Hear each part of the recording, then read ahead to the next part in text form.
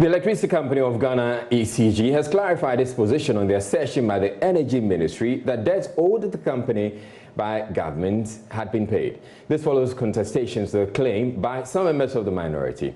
The Energy Minister, Peter Amewu, on May 20 revealed that the government at the end of 2019 paid all of its bills to ECG and actually has a credit of $500 million Ghana cedis. The company, in a statement released Thursday, May 21, 2020, corroborated government's claim.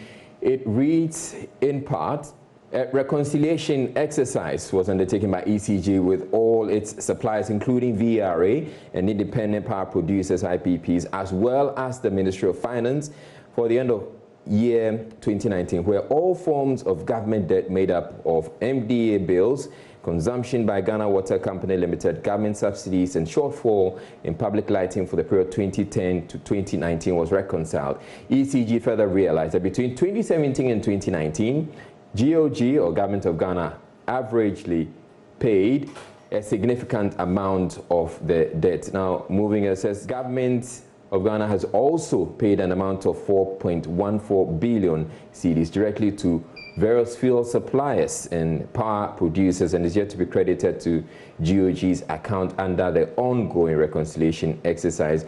It moves on to say this positive intervention by GOG is very well appreciated by ECG because the company's balance sheet is now stronger than before. Now, Ben Boakye of the Africa Center for Energy Policy joins us via Zoom with some comments regarding the apparent controversy over ECG's debt. Thank you very much for making time to speak with us, Mr. Boakye. So does this end the controversy over whether the government owes ECG or not?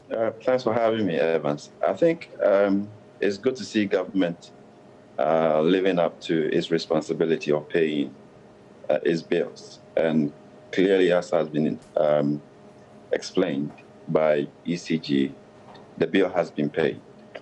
But it also reveals a certain underlying problem, which is that ECG's liabilities cannot be absorbed fully by the power sector. So Government of Ghana has to consistently come in to pay some of the bills. Because Ghana government guaranteed some of the power plants. In fact, most of the IPPs are guaranteed by government, and also fuel supply is guaranteed by government.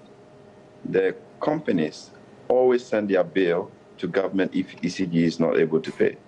So Ministry of Finance always has to come up with that backstop financing to pay the IPPs. And what has happened over the period and the reconciliation that we are seeing actually reveals that if we don't resolve the liquidity challenges in the power sector, Government of Ghana will continue to pay the liabilities on the books of ECG. So if this continues for a year or two, it could balloon government's balance with ECG to several billions of Ghana cedis, because the reality is that ECG will not be able to absorb all of the invoices that are presented to it, and government will continue to pay. So if government continues to pay, then that becomes debt on the ECG's books. Mr. Boakye, in other words, you're saying that if government has to continuously come into or intervene in the situation with ECG, we're likely to come back to this particular situation we found ourselves in at the beginning of 2019. Now, I want to understand, is it the case that we're not paying full cost for the electricity we consume, or is the case that ECG is not managing its affairs properly? It's a blend of issues. There's a lot of inefficiencies that have to be rectified. And again, ECG has complained time and again that the tariff that they're given is not enough for them to be able to pay the value chain, and that disagreement between ECG and PURC and what the optimal tariff should be, we should find a way to resolve it to ensure that, there's full cost recovery that limits government intervention. in the power sector. Other than that, if ECG is not able to collect the revenues and not able to pay through collection, government of Ghana will have to step in. And when they step in, they issue their intervention as credit on the books of ECG. And that will continue to nobody's benefit, because ultimately the company belongs to government and the people of Ghana. So the long-term solution really is to ensure that we fix the liquidity challenges and ensure that the power sector can pay its debt. And government also pays its bill, but the situation where government has to pay for power that has been generated and consumed by people and not paid for, it's not sustainable. But Mr. Bachi, I'm sure you'd concede that where government comes in and says, I'm subsidizing, as we have in the COVID electricity relief package that government has just announced, it is only fair that government will come in and pay for what it says it is subsidizing.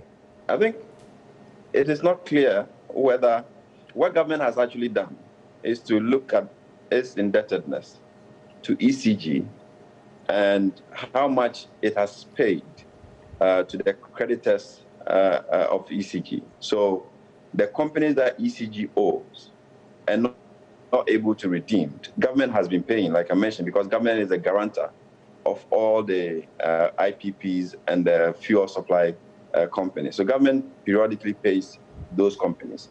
So to be able to offset government's utilization of power, they look at how much they have paid on behalf of ECG and how much they owe ECG, and realize that ECG owes them 500 million. It's not as if government has given ECG new money in fiscal cash, but they have paid the creditors, which is of course the same. They have paid the creditors of ECG. And what I'm saying is that that trend is going to continue, because ECG is not going to be able to pay for gas in full. They're not going to be able to pay for power in full, because now we have excess capacity and all of that. So government will continue to pay and intervene. And as they intervene, it becomes debt on the books of ECG. And that also ensures that government doesn't physically pay its bills. So the balance will sit on the books of ECG as debt owed to government. And the point I'm making is that will continue to balloon as long as ECG is not able to recover, all their debt or all their invoices through the power they sell. All right. Thank you very much, Ben Boakye. Ben Boakye is with the Africa Center for Energy Policy.